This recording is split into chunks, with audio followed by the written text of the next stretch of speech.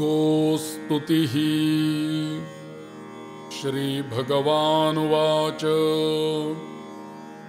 इत्युक्त्वास्यैवरं दत्त्वा प्रययुस्ते यथा गतं लोकनिस्तरणार्थाय सा च लोकांश्चचारः।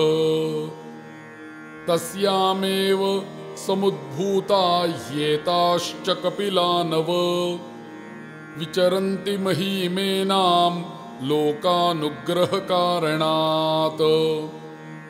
तस्मात्तु कपिलादेया परत्रहितमिच्छता यदा च दीयते राजन् कपिलाह्यग्निहोत्रिणे। तदा च शृङ्गयोस्तस्या विष्णुरिन्द्रश्च तिष्ठति चन्द्रवज्रधरौ चापि तिष्ठतः शृङ्गमूलयोः। शृङ्गमध्ये तथा ब्रह्मा ललाटे गोवृषध्वजः कर्णयोरश्विनो देवौ चक्षुषी शशिभास्करौ।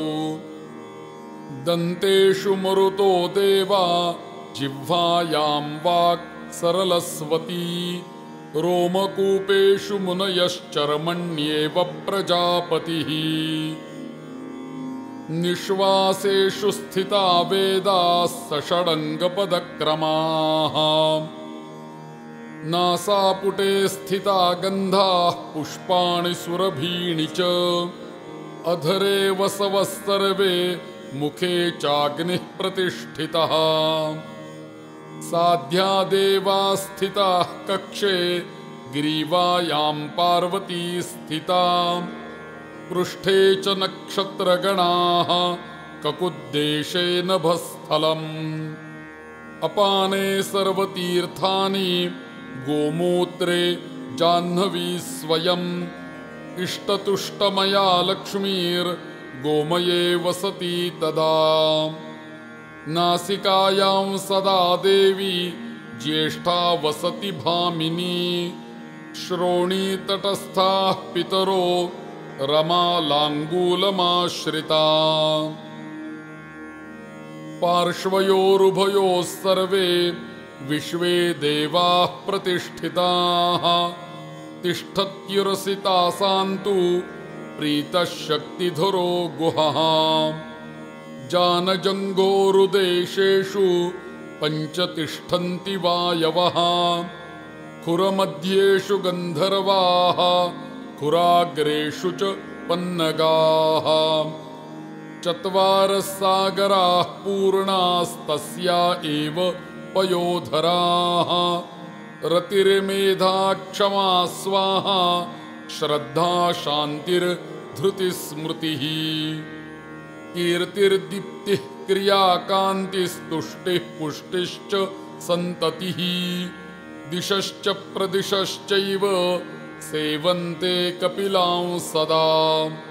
देवा पितृगणाश्चापि गन्धर्वाप्सरसाङ्गणाः लोकाद्वीपार्णवाश्चैव गङ्गाद्याः सरितस्तथा। देवाः पितृगणाश्चापि वेदाः साङ्गाः सहाध्वरैः वेदोक्तैर्विविधैर्मन्त्रैः स्तुवन्ति हृषितास्तथा।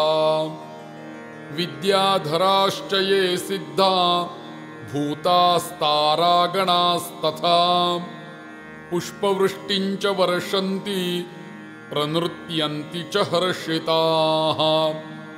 ब्रह्मणोत्पादिता देवी वह्निकुण्डान् महाप्रभा नमस्ते कपिले पुण्ये सर्वदेवैर्नमस्कृते। कपिलेऽथ महासत्त्वे सर्वतीर्थमये शुभे दातारं स्वजनोपेतं ब्रह्मलोकन्नयः स्वयम्। अहोरत्नमिदं पुण्यं सर्वदुःखघ्नमुत्तमम् अहो धर्मार्जितं शुद्धम् इदमग्र्यं महाधनम्। इत्याकाशस्थितस्ते तु सर्वदेवा जपन्ति च तस्याः प्रतिगृहीता च भुङ्क्ते यावद्विजोत्तमः तावद्देवगणाः सर्वे कपिलामर्चयन्ति च स्वर्णशृङ्गीं रूप्यखुरां गन्धैः पुष्पैः सुपूजिताम् इति कपिलागोस्तुतिः सम्पूर्णम्।